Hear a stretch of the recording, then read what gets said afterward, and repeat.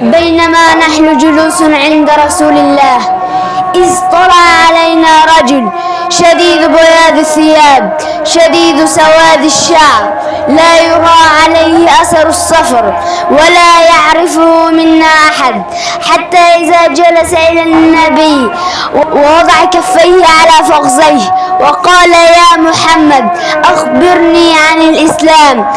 قال: الإسلام أن تشهد أن لا إله إلا الله وأن محمدا رسول الله وتقيم الصلاة وتؤتي الزكاة وتصوم رمضان وتحج البيت.